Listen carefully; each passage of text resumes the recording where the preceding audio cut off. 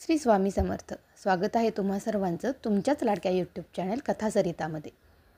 सुरुवातीला मी तुम्हा सर्वांना मनापासून आभार मानते की तुम्ही माझ्या चॅनेलला एवढे लाईक करता आणि तुम्ही सर्वजण सबस्क्राईब देखील करत आहात.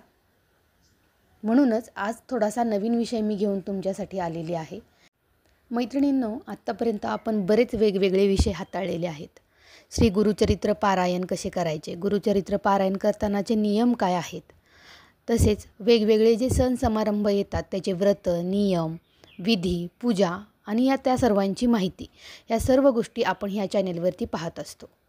मग आजचा हा व्हिडिओ तुमच्यासाठी एका नवीन व्रताची माहिती घेऊन आलेला आहे. जे व्रत बरेच जण करत असतात, पण त्याच्या मागच्या असलेले नियम, अटी आणि ते व्रत करण्यासाठीचा विधी, या सर्व गोष्टी आपल्याला या व्हिडिओमध्ये पाहायला मिळणार आहेत. देवांचे देव महादेव यांच्याबद्दलचे हे व्रत आहे. आपल्या व्हिडिओच्या थंबनेलवरून तुम्हाला समजलंच असेल की भगवान शिवांचे असलेले पशुपती व्रत हे कसे करायचे याची माहिती आपण आजच्या या आपल्या व्हिडिओमध्ये घेणार आहोत. सर्व माहिती सांगण्याचा मी पुरेपूर प्रयत्न केलेला आहे, त्यामुळे तुम्ही आपला व्हिडिओ हा शेवटपर्यंत नक्की बघा. तुम्हाला तो आवडला तर आपल्या चॅनेलला लाईक, सबस्क्राईब आणि शेअर करायला देखील विसरू नका. मग आता आपण आपल्या व्हिडिओला सुरुवात करूया. कोणतेही कार्य अथवा विधी करत असताना आपण त्याच्याबद्दलची माहिती अगोदर जाणून घेत असतो. तसंच पशुपती व्रत हे जेव्हा आपण करत आहोत तर ते का करायचे आहे आणि पशुपती व्रत म्हणजे काय ते आता आधी आपण सुरुवातीला पाहूया. पशुपती व्रत हे देवांचे देव महादेव यांना समर्पित आहे. हे व्रत सोमवार आणि प्रदोष व्रताप्रमाणेच पाळले जाते. मान्यतेनुसार महादेवाला समर्पित असे हे व्रत केल्याने व्यक्तीच्या मनोकामना पूर्ण होतात. वैवाहिक जीवनातील सुखसमृद्धीसाठी देखील हे व्रत प्रभावी ठरते. हे व्रत सोमवारी केव्हाही सुरू करता येते. व्यक्तीच्या सुख आणि समृद्धीसाठी हिंदू धर्मात अनेक व्रतविधान सांगितलेले आहेत आणि त्यातीलच एक महत्त्वाचं म्हणजे हे पशुपती व्रत आहे. हे व्रत सोमवार आणि प्रदोष व्रताप्रमाणेच पाळले जाते. शिवपुराणामध्ये आणि रुद्रपुराणात पशुपतीनाथांची कथा आणि पशुपती व्रताचे महत्त्व आपण वाचू शकतो. मान्यतेनुसार जो भक्त पशुपतीनाथांचे व्रत करतो आणि भक्तिभावाने ती कथा ऐकतो त्यांची सर्व पापे नष्ट होतात आणि त्यांना अपार सुख प्राप्त होते असे मानले जाते. तुम्ही भगवान महादेवांची जर पूजा करत असाल तर हे व्रत तुमच्यासाठी आहे, कारण की भगवान महादेवांना हे व्रत बाकी सर्व व्रतांपेक्षा खूप जास्त महत्त्वाचे आहे. एक कथा देखील याबद्दल सांगण्यात येते की एक काळ असा होता की शिवचिंकाराचं रूप घेऊन निद्रा आणि ध्यानात मग्न होते.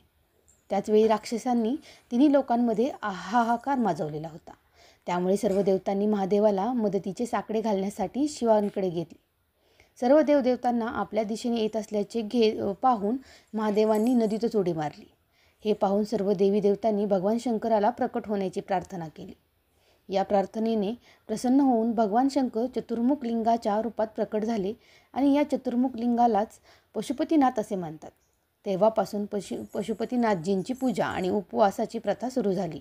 या व्रताच्या प्रभावाने व्यक्तीच्या आयुष्यातील सर्व वाईट, दुःख आणि कष्ट हे दूर होतात.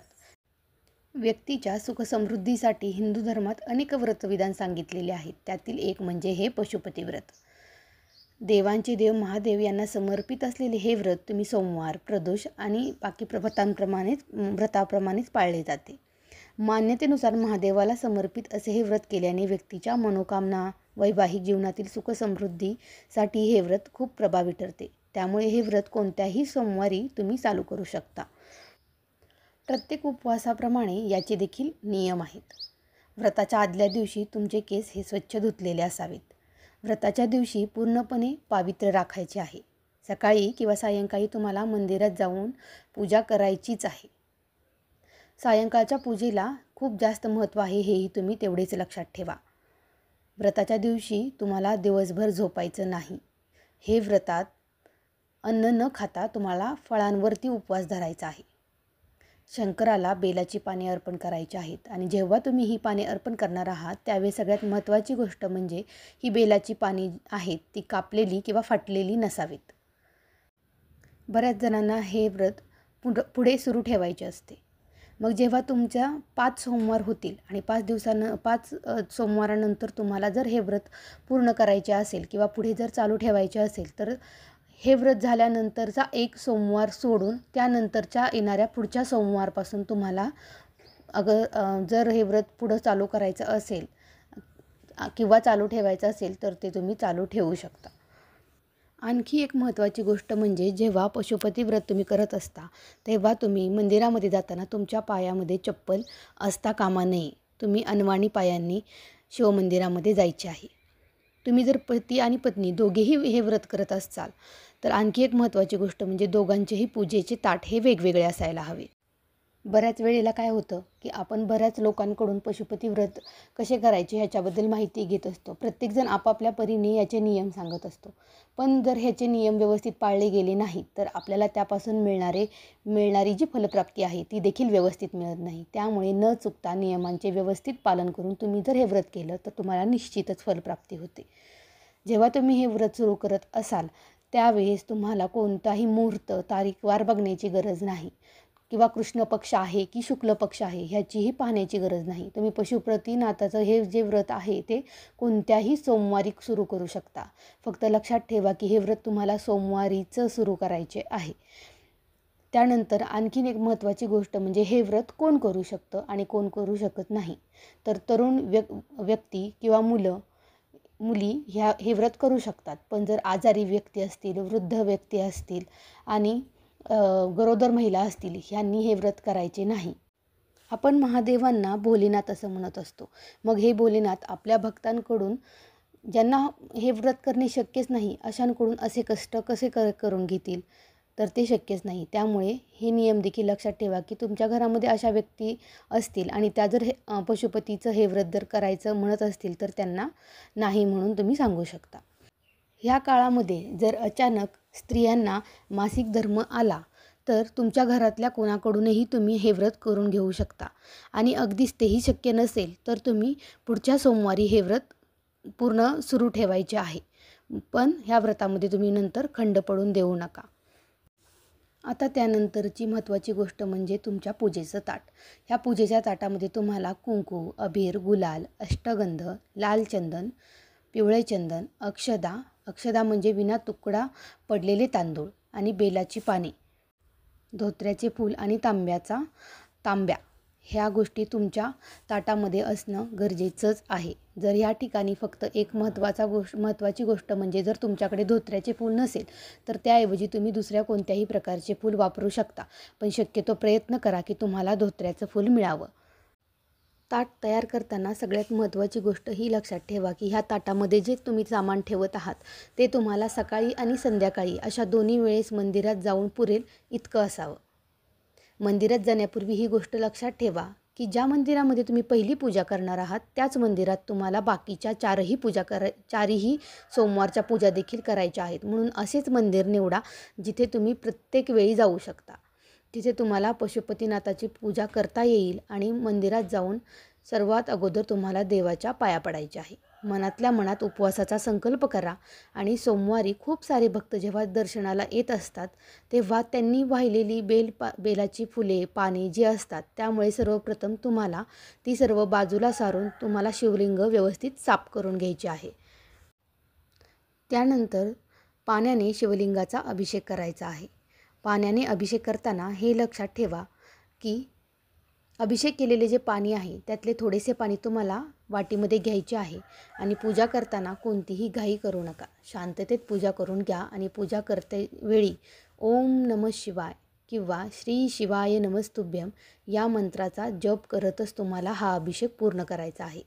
त्यानंतर तुम्हाला शिवलिंगाला अबीर, गुलाल, कुंकू, अष्टगंध, लाल चंदन, पिवळा चंदन असं सर्व व्यवस्थित लावून घ्यायचं आहे. बेलाची पाने, धोत्र्याचं फूल किंवा जर ते मिळालं नसेल तर तुम्ही इतर जी काही अन्य फुलं नेलेली आहेत ती तुम्ही देवाला वाहू शकता. त्यानंतर तुम्हाला अक्षदा शिवलिंगावरती टाकायच्या आहेत. देवाच्या मनोभावे पाया पडायचे आहे आणि ते ताट घेऊन तुम्हाला घरी यायचे आहे. आता जेव्हा तुम्ही घरी याल त्यानंतर हे ताट तुम्हाला इतरत्र घरामध्ये कुठेही ठेवायचे नाही तर ते देवघरामध्येच ठेवायचे आहे. त्यानंतर महत्त्वाचा विषय येतो तो म्हणजे सायंकाळची पूजा. त्यासाठी तुम्हाला सर्वात अगोदर कणकेचे 6 दिवे बनवून घ्यायचे आहेत. त्यानंतर गोडाचा एक नैवेद्य बनवून सोबत तुमच्या घ्यावा लागणार आहे. लक्षात असू द्या की सकाळी ज्या मंदिरात पूजा केली त्याच मंदिरात तुम्हाला सायंकाळची पूजा करायची आहे. तसेच शिवलिंगाची पूजा केल्यानंतर सोबत आणलेले 5 कणकेचे दिवे शिवलिंगासमोर लावावे आणि उर्वरित राहिलेला एक दिवा तुमच्यासोबत घरी आणायचा आहे. त्यानंतर देवाला आणलेला नैवेद्य किंवा प्रसादाचे 3 हिस्से करून ते तुम्हाला देवासमोर ठेवायचे आहेत. आता यानंतर देवासमोर नमस्कार करून तुम्हाला तुमच्या मनातील इच्छा महादेवांजवळ सांगायची आहे. जेवणाचा नैवेद्याचा एक हिस्सा आणि एक दिवा तुम्हाला ताटामध्ये घेऊन आता घरी यायचे आहे. जेव्हा तुम्ही घरी याल त्यानंतर घराच्या बाहेर आहात तेव्हाच तुम्हाला तुमच्या हाताच्या किंवा उंबऱ्याच्या उजव्या बाजूला तो दिवा लावायचा आहे आणि त्यानंतरच घरामध्ये प्रवेश करायचा आहे. लक्षात ठेवा, ज्या पद्धतीने सांगितलं आहे त्यानुसार आल्या अगोदर तुम्हाला बाहेरच तो दिवा तुमच्या उंबऱ्याच्या उजव्या बाजूला लावायचा आहे आणि त्यानंतर घरामध्ये प्रवेश करायचा आहे. त्यानंतर जो तुम्ही जे ताट घेतलेलं आहे ते तुम्ही देवघरामध्ये ठेवू शकता. देवाचा दिवा तर तुम्ही कायम सकाळपासून संध्याकाळपर्यंत तेवत राहील इतका जर ठेवला तर चांगलीच गोष्ट आहे. पण अगदीच जर नसेल तसं तुम्हाला शक्य तर तुम्ही संध्याकाळी मंदिरात जायच्या अगोदरच तो दिवा लावून निघालात तरी. दिवसभर आता तुम्ही फलाहार घेतलेला असणार आहे. मग जेव्हा संध्याकाळी तुम्ही उपवास सोडणार आहात त्यावेळी तुम्ही नैवेद्याचा जो एक हिस्सा घरी आणलेला आहे तो तुम्ही उपवास सोडण्याच्या अगोदर तो खायचा आहे आणि मगच तुमचा राहिलेला उपवास किंवा बाकीचे जेवण करून तुम्ही तुमचा उपवास सोडायचा आहे.